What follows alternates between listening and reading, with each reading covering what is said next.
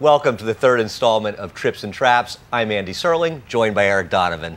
It's another installment of Trips and Traps here where we digest horses that maybe have had a bad trip last time, may have run into some pace issues, or maybe we think that they had everything go their own way and they're just no good. Right, or maybe we totally disagree, like we're going to disagree actually in the first segment, and we're going to go over a few races, actually 6, from last week. And the first race we're going to take a look at was on Wednesday, September 24th. It's the 4th race, a maiden claimer on the turf here, and the horse that caught my attention in this race, Andy, was number 7, WILDCARD. This was his second start on the grass. We're going to see him highlight. He's in about 5th now in the white silks here, and at this point the pace is pretty much, or has been controlled by the 4 ground for us, who's setting down some pretty easy fractions here. 24-2, 49-2, things really going ground for us way. Now WILDCARD's having a good trip up to this point, but here all of a sudden about at this point in the race, after they clear the trees there, you're going to see the rider onto WILDCARD kind of looks like he just takes back. There's no other horse around him to believe that he's getting into trouble, but he kind of loses a spot there. And in a slow-paced race, Andy, that really caught my attention here because you can't give up position here. He's going to look to go inside here. There's not an opening inside. He comes back outside,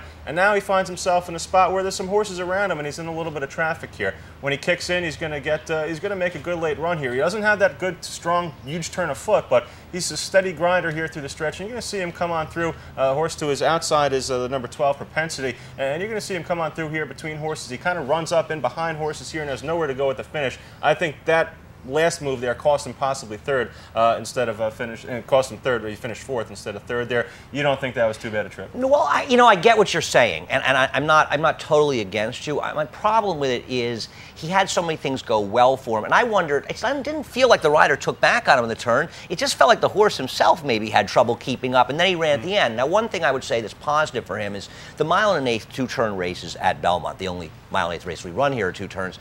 These are races that are usually decided around the turn into the stretch. And so a horse that loses position like that and making the last move, I agree that works against him. I just felt there were others that lost more ground than him and may have been compromised more. It is an odd trip. I'm not sure what to do with it. Okay, well, we'll keep our eye on it and see what happens with the WILDCARD next time out. I think there's certainly some more trouble trips that we're going to show in the segment, and you can definitely make a case of the next race, September 24th, exactly the race after the one we showed, Professional Woman, and the 6-horse Welcome to Worcester. Both horses had some significant trouble. Yeah, the Professional Woman trouble is very obvious, but we'll show it anyway. There she is on the rail right now, and I believe she's number 5. She's actually not on the rail. She's in the 4-horse. She is white and blue block. She is being blocked on the inside. Right, okay, and basically the race is being run around her. The horses that win the race, the horses that make the moves are being able to make them while she has absolutely no chance to run. And you saw Welcome to Worcester, and the white cap just stumbled there a little bit, but Professional Woman just completely blocked here. Going to have to alter course way to the outside. You see Vladimir, the winner of the race, has a full head of steam at this point. Vladimir is going to go on to win this race by 2 3/4 lengths, but I thought, some good professionalism here from Professional Woman, if you will, to get back into the race. This was her first career start, to get back into the race and finish up a good 3rd right there outside of Welcome to Worcester. There's no question that she ran well in the context of this race, but I'm going to tell you something.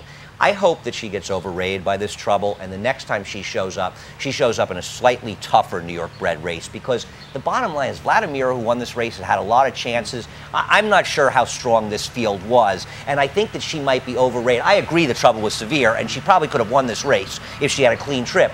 I'm not so sure I want to bet her, though, next time. Well, the thing is, though, if you have Vladimir, a horse that took a bunch of times to break his maiden, you have a horse like that, it might be getting a slow fig for this race. I'm not sure exactly what the fig came back, but you got to figure that the figure for a Professional Woman, be significantly lower than that. You could be looking at a situation where she's got a buyer maybe 50 going in a race where someone's got a buyer of 70, and you might get a good price on her. Yeah, all these things become questions of price, and you do have to match it up. And I don't disagree that whatever number she ran, I have no problem with saying she could have run as much as 15 points faster. And maybe with the second start she improves some more. So if in the right spot and the right price, I could take a shot on her. But I'm not automatically declaring her a winner. And a lot of people sometimes see trips like that, and they say, I don't care where they run back, I'm going to bet them, and I don't do that. She was a first-time starter in that race, so I would assume that she'll be a little bit stronger next time out. We'll move on to our next race here, also from September 24th, race number 7. We're going to take a look at the 2-horse NAN'S. Yeah, I thought this was a very interesting race. And first we're going to watch the pair, the start. NAN'S number 2, but she breaks from the rail. And as you'll see right here, she steadies back somewhat there. And it's the eventual winner, actually, who seemed to cause her to stay back. What we're going to do is we're going to switch over and watch the head-on and see as much as you can see when they come out of the gate. And remember, she's the inside horse. Well, the eventual winner takes her dramatically off the screen. And that absolutely compromised her chances. And there are a number of things I thought were interesting. Let's pick her up again. You can see her towards the back of the field right now. I think we're going to try to highlight her. She's number 2 in those light blue silks. There she is highlighted. We're going to pick it up. And she's made a big run to get back in contention here. But basically, you can see Kent DeSorma, the rider, has absolutely nowhere to go. And not only has he been totally compromised and knows it's going to be hard to win, she was surrounded by horses, and even here she gets stayed out again. He never has a chance to ride this horse. And something that I found interesting about her, besides all this trouble, she was 6-1 that day as a first-time star on the turf for Tom Bush. She took real money in this race.